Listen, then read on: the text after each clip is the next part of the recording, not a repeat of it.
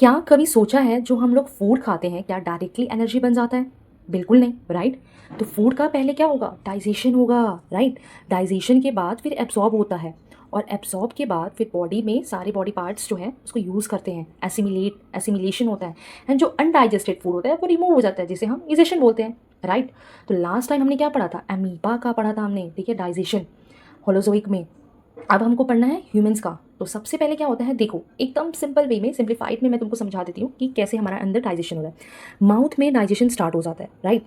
Mouth में, ठीक है, 30% जो है डाइजेशन है माउथ में स्टार्ट हो जाता है यहाँ पर, ठीक है। माउथ के साइड में होती हैं सलाइवरी ग्लैंड्स जो कि सलाइवा को सिक्रीट करती हैं और सलाइवा में प्रेजेंट होता है सलाइवरी एमाइलेज।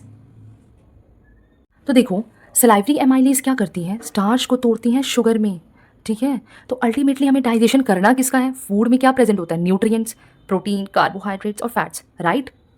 तो हमको इन तीनों का ही डाइजेशन करना है। तो देखो यहाँ पे सबसे पहले सलाइवरी एमाइलेज ने क्या किया? स्टार्च को तोड़ दिया शुगर में। 30% माउथ में हो गया हमारा डाइजेशन, ठीक है, यहीं से हमारा स्टार्ट हो गया। उसके बाद फूड कहाँ जाएगा? डायरेक्ट ईसोफेगस में। उससे पहले भी होता है फैरिंग्स लैरिंग्स, ठीक है, बट वो फूड बस पास हो रहा है, ठीक है। तो अब ईसोफेगस में आया। अब ईसोफेगस में कैसे आएगा? डायरेक्टली तो नहीं आएगा, तो ये पेरिस्टाल्सिस मूवमेंट से आता है, वेव लाइक मूवमेंट से, क्योंकि अगर डायरेक्टली स्टमक में आ गया तो ये तो चोट लग जाएगा स्टमक को। क्लियर है? अब स्टमक में फूड आ गया, ठीक है, पेरिस्टाल्सिस मूवमेंट से।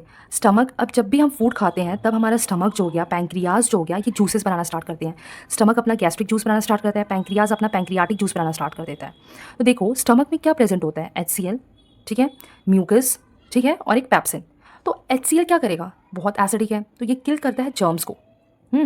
और म्यूकस क्या करता है? क्योंकि ये बहुत ज़्यादा एसिडिक है तो ये बचाता है स्टमक को, हमारे स्टमक के वॉल को, हमारे स्टमक को प्रोटेक्ट करता है, ठीक है, क्योंकि ये बहुत एसिडिक है तो हमारा पेट तो क्या होगा? जल जाएगा। तो म्यूकस क्या करता है? उसको प्रोटेक्ट करता है। अब देखो फर्स्ट हमारा जो है एक डाइजेशन यहाँ पे स्टार्ट हो गया है कार्बोहाइड्रेट का, स्टार्च का। अब यहाँ पे सेकंड होता है पैप्सिन। क्या करता है? प्रोटीन को तोड़ता है पेप्टाइड्स में। यहाँ पे सेकंड पार्ट हो रहा है। देखो डाइजेशन मतलब हमको करना है न्यूट्रिएंट्स का ना, है ना? तो यहाँ पे स्टार्च का टूटा, अब प्रोटीन टूटता है पेप्टाइड्स में। उसके बाद जो है फूड जाता है स्मॉल इंटेस्टाइन में। तो देखो जो स्टमक होता है वो क्या होता है? जे शेप का होता है, ठीक है, और ये प्रेजेंट होता है लेफ्ट साइड में, ठीक। और स्टमक के भी 4 पार्ट्स होते हैं, तो वो अभी तुम लोगों को समझने की ज़रूरत नहीं है, अब बाद में बताऊंगी, सब चीज़ एक ही बार में थोड़ी बताऊंगी, ठीक है। तो अब यहाँ से फूड हमारा डायरेक्टली कहाँ आएगा? स्मॉल इंटेस्टाइन में। स्मॉल इंटेस्टाइन के कितने पार्ट्स हैं? 3, ड्यूडेनम, जेजुनम और इलियम, ठीक है। तो देखो मोस्टली जो डाइजेशन होता है वो स्टमक के ड्यूडेनम पार्ट में कंप्लीट हो जाता है। ऐसा नहीं है, मोस्टली बोल रही हूँ कि पूरा कंप्लीट नहीं हुआ है, मोस्टली, ठीक है। तो अब हमारे जो है राइट साइड में लीवर प्रेजेंट होता है, ठीक है, और लेफ्ट साइड में पैंक्रियाज होता है।